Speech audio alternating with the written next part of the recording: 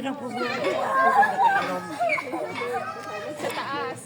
Pinauwi, alam ko, balita ko, pinauwi doon ng ninyo ng kambal niya. Hindi yung babae.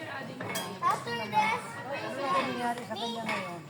Ano po, nung namatay ang kapatid niya, itong lalaki, nakambal siya. May kapatid siya na director sa Salon de Manila. Tama na. Siya nga nagturo kay Apple, binibigyan ng bang. Tapos, December nung maglalas na ng pandemic.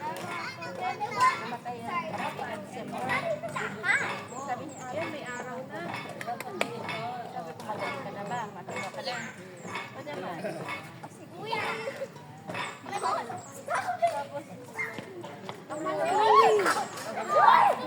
cellphone ng kapatid niya. Stop na. Paglasing na. Alcoholic talaga. Alcoholic ka.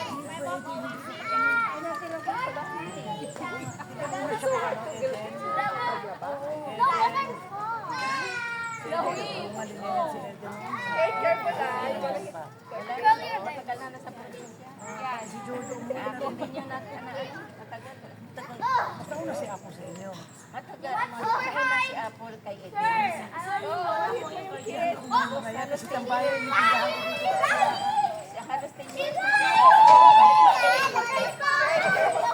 Kasi may salon din sa saan. Dito ko sa may salon. Magaling siya bumili. Pinipilahan mo. Wala kayo dyan, dalawa kayo kay Si ano, alam mo siya dyan. Nung pinakalas Ay, dito kay Kate, Joy. kumakain Nanggaling ka ako dito sa sa rahat. O, dalawa kayo Patay na po si Jan. O bakla. Diyan?